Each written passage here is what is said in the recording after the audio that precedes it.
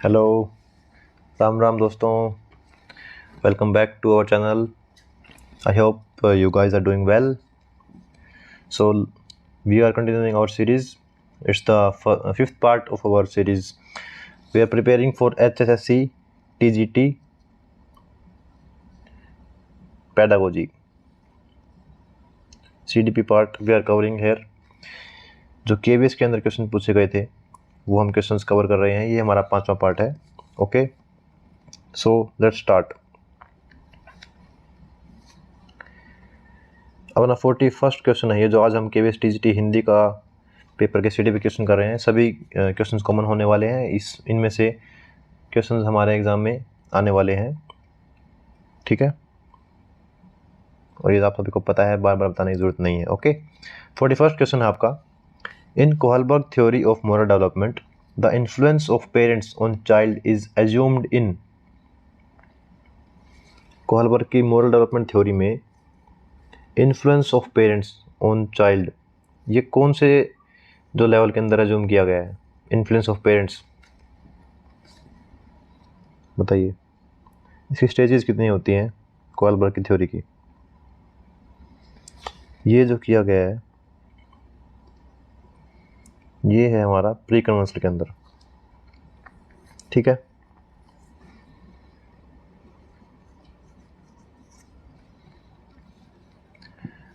और इसकी स्टेजेस आप बताइएगा कमेंट में, कितनी स्टेजेस होती हैं कोहलबर्ग की थ्योरी में, ठीक है। In home schooling which one of the following dimension the child personality may be less developed. इनमें से होम स्कूलिंग में कौन सी जो चाइल्ड की पर्सनैलिटी की डेवलपमेंट है वो कौन से डायमेंशन की कम होगी, सबसे कम होगी होम स्कूलिंग में? कॉग्निटिव, इमोशनल या वैल्यूज या सोशलाइजेशन? ये सभी डेवलपमेंट एक तरह से मानते हैं कि हम हो जाएगी, इसकी वैल्यूज भी मिल जाएगी, इमोशनल भी हो जाएगी, कॉग्निटिव डेवलपमेंट भी हो जाएगी, बट सोशलाइजेशन बच्चे का नहीं हो पाएगा होम स्कूलिंग के अंदर। तब कोविड-19 टाइम बच्चे का यानी कि सोशलाइजेशन नहीं हो पाया था, सिर्फ वो घर पे ही रहा, उसने होम स्कूलिंग ली, बट उसका सोशलाइजेशन एक तरह से नहीं हो पाया, वो अपने पीयर से नहीं मिल पाया, इंटरेक्ट नहीं कर पाया बच्चों से, ठीक है। 43rd है, keeping in view the cognitive development of adolescents the classroom discussions and activities should preferably focus on. Cognitive development जो किशोरावस्था में कॉग्निटिव डेवलपमेंट को ध्यान में रखते हुए तो क्लासरूम डिस्कशन है वो किस पे फोकस करनी चाहिए? Intuitive thought, symbolic thought, trial and error mechanism या deductive reasoning?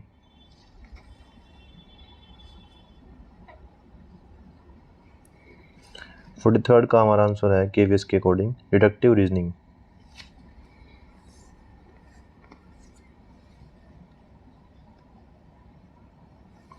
A teacher finds that the adolescent students of his class learn by observation.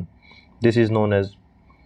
एक टीचर देखता है कि उसका बच्चा जो है क्लास में ऑब्जर्वेशन से सीखता है, यह क्या कहलाता है? यह क्या कहलाएगा? एक्सपेरिमेंटल लर्निंग, एसोसिएटिव लर्निंग या विकेरियस लर्निंग या इनसाइट लर्निंग? ये क्वेश्चन हमारा सेम पहले भी आ चुका है बट डिफरेंट लैंग्वेज में। जो ऑब्जर्वेशन लर्निंग है उसको हम एक और नाम से जानते हैं, वो क्या होती है? Vicarious learning. ऑब्जर्वेशन लर्निंग का ही नाम है ये, ठीक है।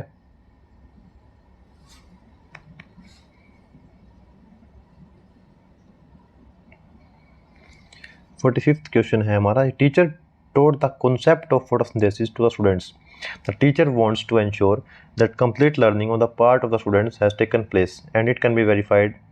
देखिए, इसमें पूछ रहा है कि जो टीचर है वो वेरीफाई कैसे करेगा कि फोटोसिंथेसिस बच्चे ने सीख लिया है और वो कंप्लीट लर्निंग उसकी एंड से हो चुकी है, ठीक है।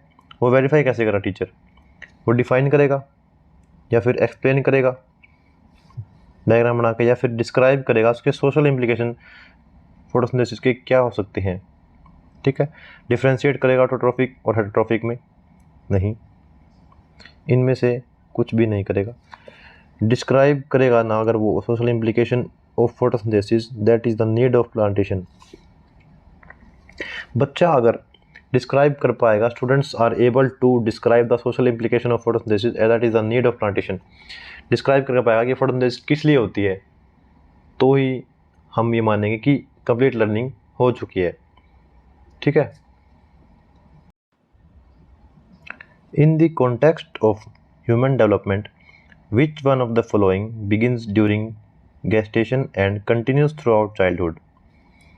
जो गेस्टेशन से स्टार्ट होता है और थ्रू आउट चाइल्डहुड चलता है, यानी कि गर्भावधि, गेस्टेशन यानी कि गर्भावधि से स्टार्ट होता है और बाल्यकाल तक जारी रहता है। यह मानव विकास के अंदर इनमें से क्या है? Motor development, reflex action, cognitive development या फिर सेंस डेवलपमेंट? बताइए। 46 क्वेश्चन का हमारा आंसर है सेंसरी डेवलपमेंट। जो हमारे सेंसेस हैं वो हमारी गर्भावस्था से स्टार्ट होती हैं डेवलप होना और चाइल्डहुड तक डेवलप होती हैं। उसके बाद हमारी सेंसेस पूरी तरह से डेवलप हो चुकी होती हैं मोस्टली बच्चों में। यहाँ पे हम जो लर्निंग डिसेबल्ड बच्चे हैं उनकी बात नहीं कर रहे हैं, मोस्टली बच्चों में जो है मतलब कि कॉमनली ये सेंसेस डेवलप हो चुकी होती हैं। Okay.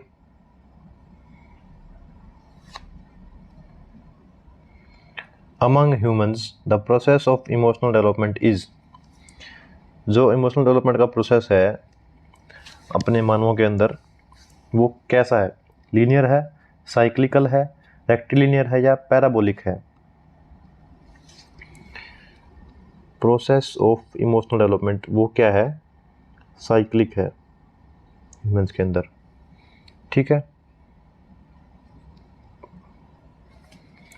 Among human beings which one of the following is a nectar ending in nature. जो कि कभी ना समाप्त होने वाली, नेक्टर एंडिंग मतलब कि नेवर एंडिंग जो है नेचर, इनमें से मतलब कि नेवर एंडिंग क्या है? मैचुरेशन है, प्यूबर्टी है, ग्रोथ है, डेवलपमेंट है। ये हमने हर जगह पढ़ा है, development is a never ending process. ठीक है, कंटिन्यूस प्रोसेस है डेवलपमेंट। ये सब चीज़ें कहीं ना कहीं जाके रुक जाती है, मैचुरेशन, प्यूबर्टी और growth, but development is a never ending process. Conceptually the term growth and development are. जो ग्रोथ एंड डेवलपमेंट टर्म है वो क्या है? सेम है, डिफरेंट है, अपोजिट है या सिनोनिम है दूसरे की? बताओ भाई। ग्रोथ एंड डेवलपमेंट बिल्कुल डिफरेंट थिंग्स हैं। ठीक है, और इनके बारे में आपने पढ़ा है, खूब पढ़ा है, इनका डिफ्रेंशिएट भी आप कर सकते हो क्योंकि बहुत ही बेसिक चीज़ें हैं सीडीपी की। ठीक है। सीक्वेंशियलिटी मीन्स डेवलपमेंट इज। सीक्वेंशियलिटी का मतलब क्या डेवलपमेंट में? कि डेवलपमेंट लीनियर है, प्रोग्रेसिव है, ऑर्डरली है या फिर कोहेरेंट है? डेवलपमेंट सीक्वेंशियल है, इसका मतलब क्या है? डेवलपमेंट ऑर्डरली है, एक ऑर्डर में हो रही है। ठीक है, सीक्वेंस में एक ऑर्डर में हो रही है development. Which is not a pillar of learning. Learning का एक पिलर इनमें से क्या नहीं है? Learning to know, learning to do, learning to solve problems या लर्निंग टू लिव टुगेदर?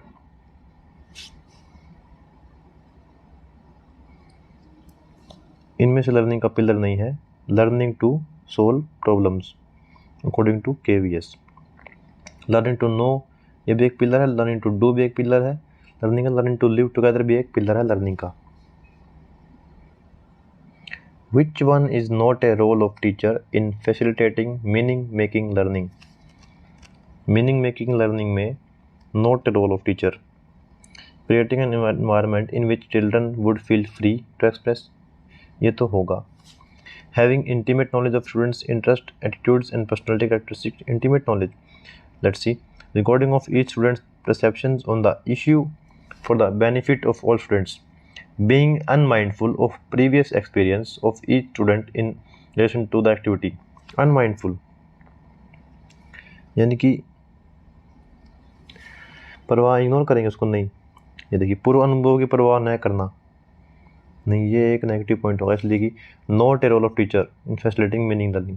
इसका राइट आंसर ये होगा।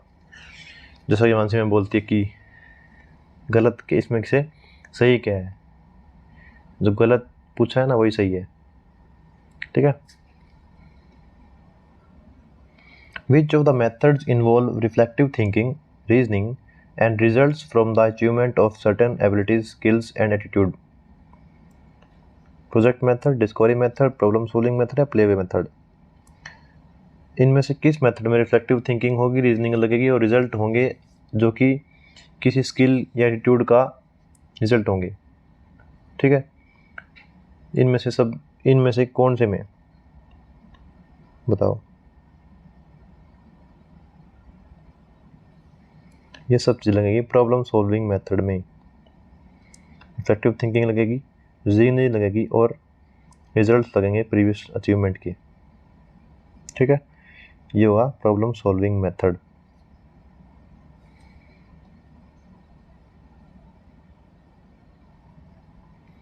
ऑब्जर्वेशनल लर्निंग में नॉट बी प्रमोटेड बाय, जो ऑब्जर्वेशनल लर्निंग है वह इनमें से किस में से प्रमोट नहीं की जानी चाहिए, इनमें से किस से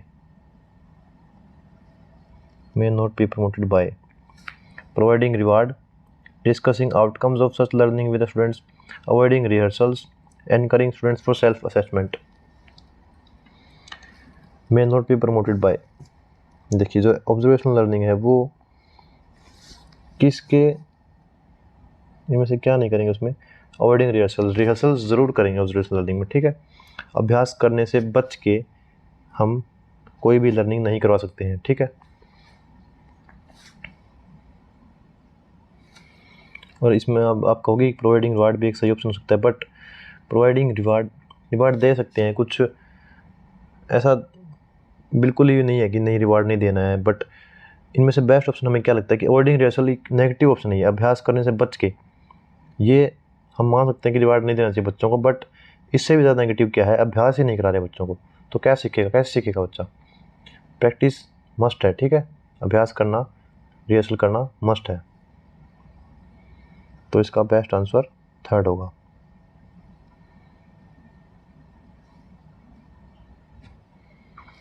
Which one of the following approaches is not the commonly used for developing the curriculum?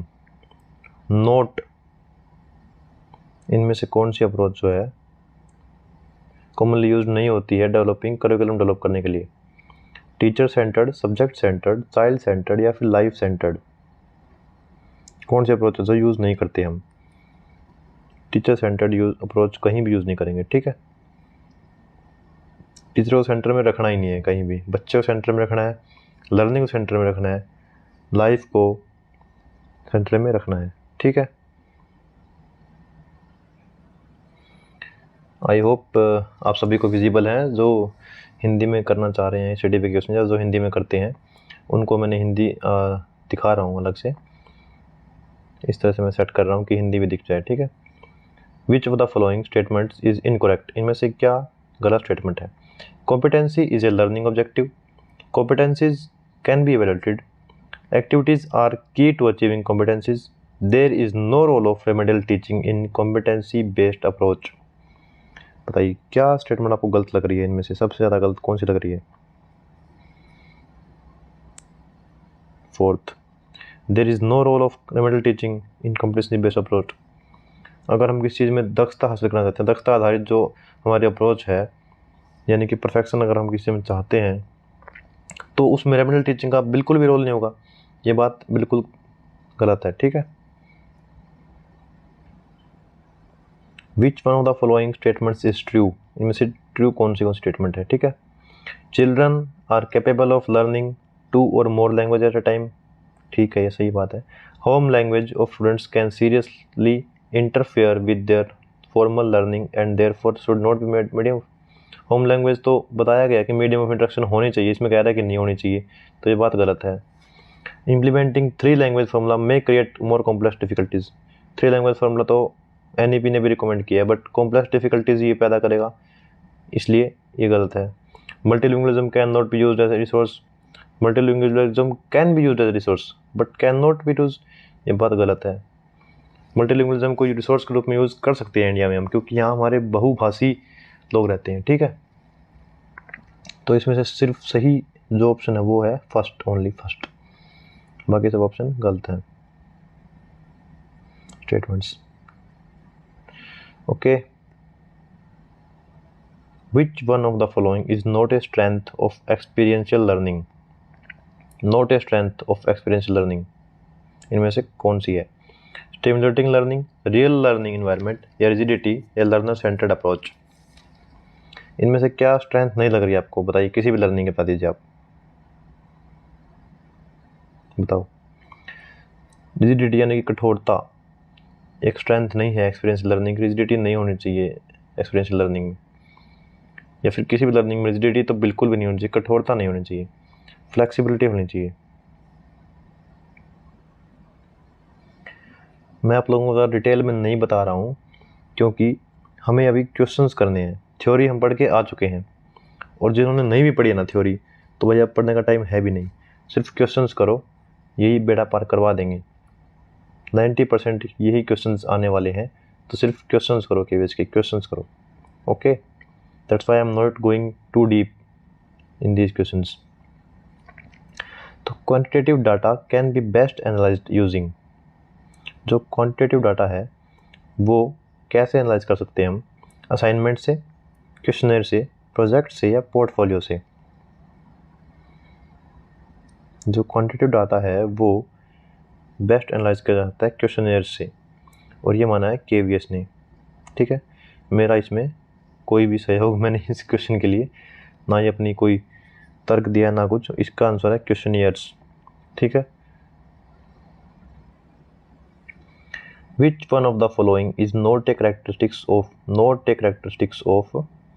a good tool of evaluation? इनमें से कौन सी कैरेक्टरिस्टिक नहीं है इवेल्यूशन के टूल की? Not a characteristics of good tool of evaluation. Reliability, incomprehensibility, validity, objectivity. Reliability, validity और objectivity ये evaluation के एक गुड टूल होते हैं, ठीक है। बट इनकॉम्प्रिहेंसिबिलिटी, जब हम किसी चीज़ को समझ ही नहीं पाएंगे तो वो कैसे इवेल्यूट कर पाएंगे उस चीज़ को, ठीक है। 60th क्वेश्चन का second answer. What is the main objective of assessment of learning? Assessment of learning पूछा है इसमें, इसका ऑब्जेक्टिव क्या होगा? Objectives of learning, learning gaps या प्रोसेस ऑफ लर्निंग या product of learning. Assessment of learning क्या होता है? जो हम लर्निंग के बाद में करते हैं, आफ्टर लर्निंग होता है ये, ठीक है, आफ्टर लर्निंग। तो ये प्रोडक्ट ऑफ लर्निंग होगा, ठीक है, ये अधिगम का उत्पाद होगा। Which is not a principle of assessment for learning? assessment for learning पूछ लिया है अब, तो इनमें से कौन सा प्रिंसिपल नहीं है असेसमेंट फॉर लर्निंग का? Assessment for learning, of learning और एज लर्निंग आपको याद से बहुत अच्छे से करके जाना है, ठीक है। Provisions of effective feedback to students, principle of self assessment, provision for peer assessment, principle of focusing on final examination result. इस क्वेश्चन में आप साफ देख पा रहे हैं कि क्या आंसर है। पहले तो असेसमेंट फॉर लर्निंग होती क्या है, मैंने पहले भी बताया था। ये असेसमेंट फॉर लर्निंग का मतलब होता है जो बच्चा सेल्फ असेसमेंट करता है, पीयर असेसमेंट करता है, या फिर जो खुद से बच्चा असेसमेंट करता है, वो होती है असेसमेंट फॉर लर्निंग, ठीक है। तो इसमें ये सभी आंसर सही हैं, बट जो गलत है वो है principal of focusing on final examination result. Result में फोकस नहीं करते हैं असेसमेंट फॉर लर्निंग, क्योंकि ये लर्निंग के दौरान होती है assessment for learning. Assessment for learning और असेसमेंट एज लर्निंग ये दोनों लर्निंग के दौरान होती है, और जो असेसमेंट ऑफ लर्निंग है वो बाद में होती है, आफ्टर लर्निंग, ये ड्यूरिंग लर्निंग होती है, ठीक है, ड्यूरिंग टीचिंग लर्निंग, ठीक है। 63rd क्वेश्चन है, for teaching geometrical theorem to class 8 student which one of the following methods would be most desirable? इनमें से मोस्ट डिजायरेबल मेथड कौन सा होगा जब हम ज्योमेट्री पढ़ा रहे हैं क्लास 8 के बच्चे को? Project method, analytic synthetic method, deductive method या फिर लेक्चर कम डेमोन्स्ट्रेशन मेथड। ये मेथड तो यूज ही नहीं करेंगे हम, इसको मेथड को बहुत ही नकारा गया है, ठीक है। तो 63rd क्वेश्चन का आंसर क्या होना चाहिए केवीएस के अकॉर्डिंग? इसका आंसर है एनालिटिक सिंथेटिक मेथड, ठीक है। A teacher asks students to write summary of a given story. Write summary of a given story. Which educational objective he is testing? Summary लिखने के लिए बोल रहा है टीचर स्टोरी की, तो वो क्या मतलब कि क्या इवेल्यूएट करना, क्या टेस्ट करना चाह रहा है इनमें से? नॉलेज, कॉम्प्रिहेंशन या सिंथेसाइजेस या analysis?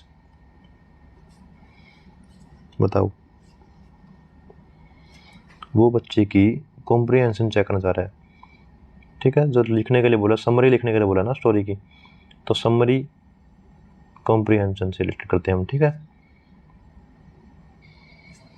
The best way to handle a wrong response of student in the class would be. The best way to handle a wrong response, कोई बच्चा अगर गलती करता है तो उसको सुधारने का बेस्ट मेथड क्या है, बेस्ट वे क्या है टीचर के लिए? To explain the subject matter once again, to tell the student the answer is wrong, to ask another student to give the correct answer, to explain and give another chance to answer. इसका आपको answer क्या लग रहा है? आपको लग रहा होगा to explain and give another chance to answer, but नहीं, इसका आंसर है थर्ड, जो कि केवीएस ने माना है, ठीक है।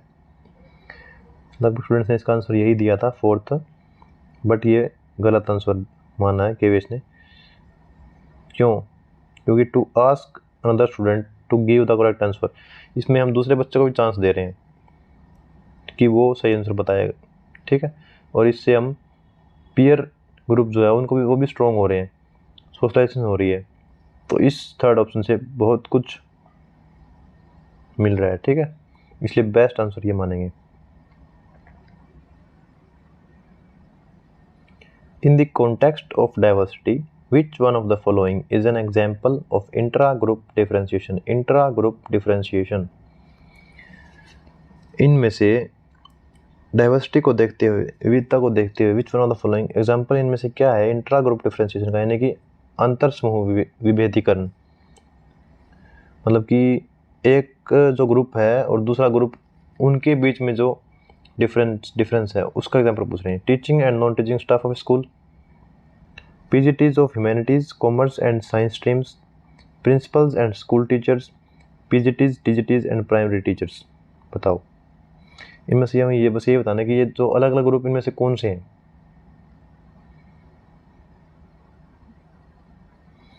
तो इसका आंसर बहुत, हम सभी गलत देंगे, मोस्टली बच्चों ने गलत ही दिया है इसका आंसर।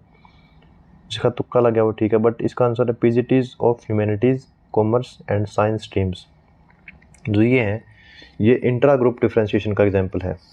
अब भाई पता नहीं केवीएस ने क्या माना है, क्या कैसे माना है, ठीक है। देख लीजिएगा ये question 67th, according to the person with disabilities act, PWD जो एक्ट है 1995 का, person with disability means the person is suffering from not less than. Disability पूछी है कितनी होनी चाहिए पर्सन विद डिसेबिलिटी एक्ट 1995 के अकॉर्डिंग, मिनिमम डिसेबिलिटी कितनी है तो वो व्यक्ति डिसेबल्ड कंसिडर किया जाएगा। बताओ, ये सभी ने पढ़ा ही होगा। 40% ऑफ डिसेबिलिटी 1995 और जो हमारा लेटेस्ट एक्ट है 2016 का, उसके अंडर भी 40% ही डिसेबिलिटी होनी चाहिए, तब जाके वो व्यक्ति डिसेबल्ड कंसिडर किया जाएगा। The correct sequence of the stages of directive counselling is, directive counselling के करेक्ट स्टेप्स क्या होंगे इसमें से? ये आप ऑप्शंस पढ़ लीजिए। करेक्ट स्टेप स्टेजेस क्या होगी, सीक्वेंस क्या होंगे डायरेक्टिव काउंसलिंग के? तो सबसे पहले हम करेंगे एनालिसिस, फिर सिंथेसिस, फिर diagnosis, prognosis, counselling, follow up, ठीक है। ये होंगे करेक्ट स्टेप्स। 68 का आंसर है फोर्थ। ये जो हिंदी में सही से प्रिंट नहीं हो पाया है, चलो फिर भी। Which one of the following cases shows that the student is mentally healthy, mentally healthy student की बताना इनमें से कौन सा है, ठीक है। A student who has failed in examination feels sad for 2 से 3 days and again start preparation for it, ठीक है। Student who has failed in examination does not care and keeps enjoying life as before, care नहीं कर रहा और वो enjoy कर जा रहा है, तो मेंटली हेल्दी वो तो नहीं है। A student who has failed in an examination feels sad for weeks and parents console him to again prepare for the examination। हफ्तों तक वो सैड रहता है, तो वो भी कुछ हद तक थोड़ा डिप्रेशन में है, ठीक है। A student who has failed in an examination feels guilty and decides to take a leave from school and stay at home for few days। वो लीव लेता है स्कूल से, वो घर पे रहता है। नहीं, एक जो हेल्दी, मेंटली जो हेल्दी बच्चा होगा वो क्या करेगा, वो 2-3 दिन तो ठीक है रहेगा, ह्यूमन नेचर है, ठीक है। तो उतने दिन सैड रहेगा, उसके बाद again start preparing for it. और यही हमें करना चाहिए, ठीक है। मेंटली हेल्दी बच्चे का, इंसान का यही एक साइन है कि ठीक है, जो कुछ नहीं हुआ उसके लिए थोड़ा रिग्रेट होता है, बट डबल जोश से उसी के लिए फिर से प्रिपेयर करना, यही एक मेंटली हेल्दी इंसान का काम है, ठीक है। इतनी मोटिवेशन काफ़ी आई थिंक, ठीक है। 69 क्वेश्चन का first answer. For developing writing skills among class 8 student, 7 student sorry, writing skill जो है डेवलप करानी है हमें 7 के स्टूडेंट्स के लिए। Which one of the following will be the most appropriate, इनमें से क्या सबसे सार्थक होगा। Asking the students to describe the power of president, students को बोलेंगे कि पावर ऑफ प्रेसिडेंट के बारे में डिस्क्राइब करें, नहीं। Asking the students to describe my experience of class 7th, asking the students to write an essay on independence day, या describe the title my one day at moon. Writing skills develop करानी है 7th class के student की, बताइए इसका best answer क्या होगा। Writing skill develop कराने के लिए asking the students to describe my experience of class 7th, जो बच्चा फ़िलहाल एक्सपीरियंस कर रहा है उसी में वो बेटर लिख पाएगा, बेटर अपने विचारों को जो है कागज़ पे उतार पाएगा। इसलिए asking the students to describe my experience of class 7th, ये बेस्ट आंसर होगा इस क्वेश्चन का। Which one of the following topics can not be taught to the school students through community as a learning, जो community as a learning resource हम बात करते हैं जिसकी, उसके द्वारा इसमें से क्या नहीं सिखाया जा सकता। Concept of floral diversity, concept of fermentation, concept of electron beam, या फिर कॉन्सेप्ट ऑफ फिक्शन। देखिए फिक्शन तो हम सिखा सकते हैं, फ्लोरल डाइवर्सिटी वो भी दिखा सकते हैं, उसको सिखा सकते हैं दिखा के, ठीक है। इनमें से क्या नहीं सिखा सकते, फर्मेंटेशन भी सिखा सकते हैं, but concept of electron beam जो है वो community as a learning resource, यानी कि बच्चे को वो दिखा नहीं सकते हम, इसलिए ये हम community as a learning resource के थ्रू नहीं सिखा सकते हैं, ठीक है। Which one of the following may not be a function of a coach, coach का इनमें से कौन सा फंक्शन नहीं है। Not a function of a coach, ये जो कोच, ये जब लीडर है ना, ये लीडर वाले जो टॉपिक है हमारे, ये इसी में है कोच, मेंटर, ठीक है।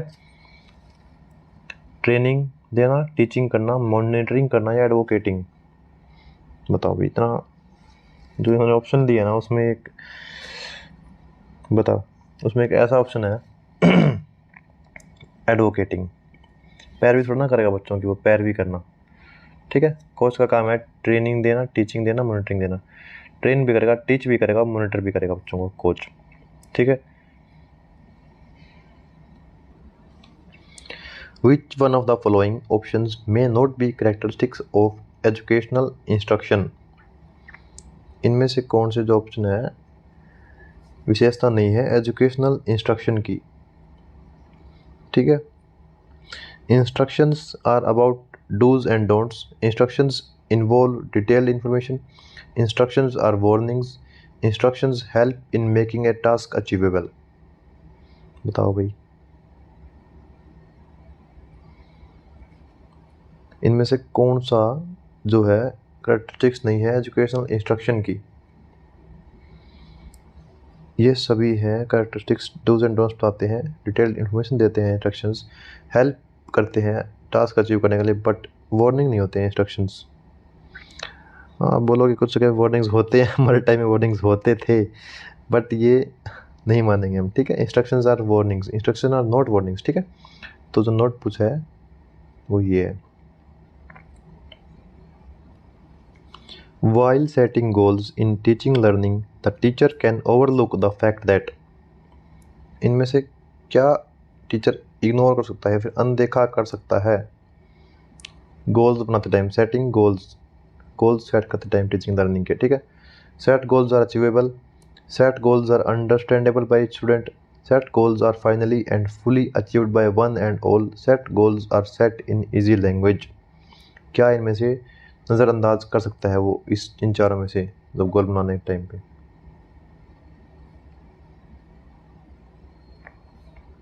देखिए, अचीवेबल होने चाहिए गोल्स, अंडरस्टैंडेबल भी होने चाहिए,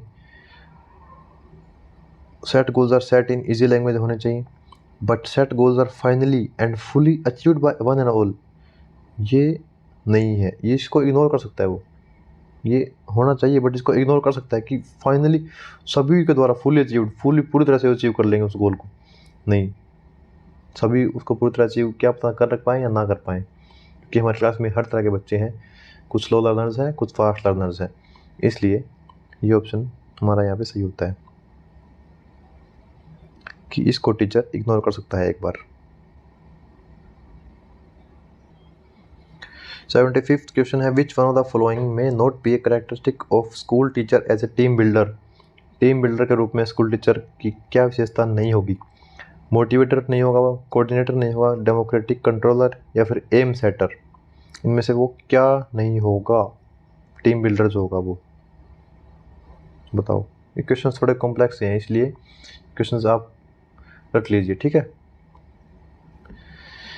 एम सेटर जो वो है टीम बिल्डर, वो नहीं होगा, वो सिर्फ टीम बिल्ड करेगा, मोटिवेट करेगा, कोऑर्डिनेट करेगा, डेमोक्रेटिकली कंट्रोल करेगा उसको, बट एम सेट वो नहीं करेगा, ठीक है।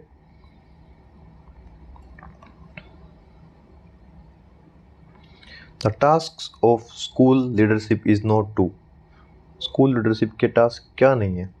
Stimulate learners to win a sports trophy, pass judgmental remarks, seek a balance between curricular and co-curricular activities, aspire for good school results। बताइए, इनमें से आपको बहुत सारे आंसर लग रहे होंगे कि इनमें से ये लीडरशिप का एक टास्क नहीं है, बट इसका बेस्ट जो है, बेस्ट जो नेगेटिव पॉइंट है वो बताना है हमें। देखिए, स्पोर्ट्स ट्रॉफी जीतने के लिए भी हम उनको उकसाएंगे, बैलेंस क्रिएट करेंगे इन दोनों एक्टिविटीज़ में, गुड रिजल्ट्स के लिए भी जो है हम वो करेंगे, एस्पायर करेंगे, यानी कि उसकी आकांक्षा करेंगे राइट वर्ड, ठीक है। पास जजमेंटल रिमार्क्स ये कभी नहीं करेंगे, जजमेंटल रिमार्क्स हम पास नहीं करेंगे। जब बच्चा फेल हो, पास हो, टॉप करे या कुछ भी हो, बच्चे के ऊपर जजमेंटल रिमार्क्स हम पास नहीं करेंगे, ये एक लीडर का काम नहीं होता है, ठीक है। तो which among the following may prove to be the least helpful in developing a vision for a rural school? इनमें से क्या सबसे कम हेल्पफुल है एक रूरल स्कूल बनाने के लिए, ठीक है। Village pradhan, town and country planner, an educational tour operator, state health officer. जो एजुकेशनल टूर ऑपरेटर है ना, वो सबसे कम हेल्पफुल होगा एक रूरल स्कूल को सेट करने के लिए, ठीक है। विलेज प्रधान भी हेल्पफुल होगा, टाउन कंट्री प्लानर भी हेल्पफुल होगा, स्टेट हेल्थ ऑफिसर भी उसके लिए बहुत ज़्यादा हेल्पफुल होगा, बट एजुकेशनल टूर ऑपरेटर ये हमें देगा, सहयोग देगा, दे सकता है, बट ये सबसे कम जो है यूज़फुल होगा इसमें, ठीक है, इन सबके कंपैरिजन में। 77th का आंसर जो है वो ये है, टूर ऑपरेटर, ठीक है। लो बेटी टीजीटी वालों, क्वेश्चन आ गया तुम्हारा, which one of the following may not be aim of education for a TGT. इनमें से क्या एक एम ऑफ एजुकेशन नहीं होगा टीजीटी के लिए? Remember by heart the part of Indian constitution, education, training in following traffic rules, to help in making civilised citizens, training students for thinking and reasoning.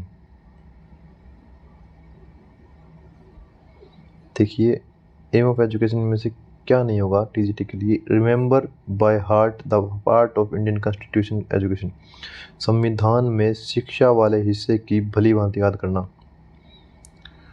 जो शिक्षा वाला जो हिस्सा है संविधान में, राइट टू एजुकेशन, ये सब जो है उसको पूरी तरह से रटना, याद करना, ये एक एजुकेशन का ये एक एम नहीं होगा, ठीक है, टीजीटी के लिए।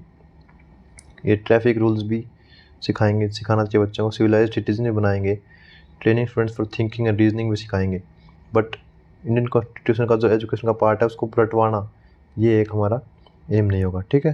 ये टीजीटी के लिए नहीं है, पीजीटी सबके लिए क्वेश्चन है, ये कहीं से भी कहीं भी डाल सकते हैं इस क्वेश्चन को, okay.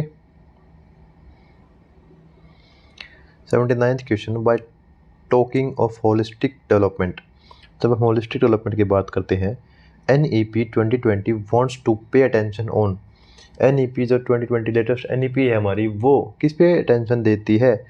Filling up the holes in our education system, equality of opportunities in education, giving due importance to all cognitive, conative and affective domains, designing same course throughout India. देखिए ये option सभी आपको सही सही लग रहे हैं, सभी ऑप्शन सही लग रहे हैं, बट क्वेश्चन में क्या पूछा है? होलिस्टिक डेवलपमेंट को ध्यान में रखते हैं। जब हम होलिस्टिक डेवलपमेंट की बात करते हैं, सर्वांगीण विकास की जब हम बात करते हैं, तो उस टाइम NEP किस बात पे ध्यान देने के लिए बोलती है? बताइए। ये सभी आंसर सही लग रहे हैं, बट कॉग्निटिव, कोनेटिव और अफेक्टिव डोमेन, यानी कि तीनों जो डोमेन है हमारे, वो उसको इम्पोर्टेंस देने की बात करेगी, तभी होलिस्टिक डेवलपमेंट होगा। ठीक है, तीनों डोमेन्स की बात यहाँ होगी तो होलिस्टिक डेवलपमेंट की बात ऑटोमेटिकली हो गई। ठीक है, सर्वांगीण विकास हो गया इन तीनों के साथ। ठीक है,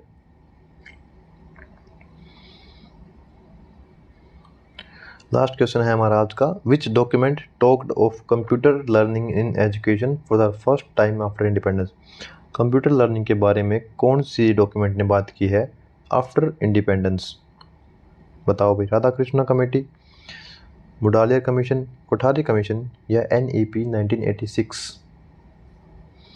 कंप्यूटर लर्निंग की बात जो है वो हमारे कोठारी कमीशन ने की थी। ठीक है, और ये कोठारी कमीशन कब आया था ये आप मुझे कमेंट में बताएंगे। हालांकि कमेंट्स आप करते नहीं हैं, अपने ही रीज़न से कमेंट करते हैं। ये क्वेश्चंस के भी कमेंट के आंसर दिया करो यार। ठीक है, क्वेश्चन इसका आंसर आपको कमेंट में करना है, कोठारी कमीशन कब आया था। ठीक है, चाहे गूगल से देख के करो, कैसे भी करो, इसका आंसर कमेंट में करो ताकि आप लोगों को याद रहे कोठारी कमीशन कब आया था। ये एक इंपॉर्टेंट हमारा कमीशन है। ठीक है, इसके बारे में पढ़ना भी आपको, कोठारी कमीशन के अंदर क्या था। ठीक है, क्योंकि इससे बहुत सारे क्वेश्चन उठते हैं। और अब सब्सक्राइब कर देना जी करे तो भाई। ठीक है, बाकी चल रहा है काम। सब्सक्राइब शेयर ज़रूर करना है आप लोगों को, क्योंकि एक शेयर से एक बंदे का भला होगा। ठीक है, हालांकि एक शेयर से बाकी बहुत लोगों का भला हो सकता है, क्योंकि आगे भी शेयर करेगा वो बंदा। इसलिए अगर आपको जॉब मिल जाए, और हो सकता है आपकी वजह से किसी और को भी जॉब मिल जाए। ठीक है, क्योंकि ये क्वेश्चन यूं के नहीं उठ के आने वाले भाई, शेयर ज़रूर करना। ठीक है, तो that's all from my side, let's wind up. Thank you.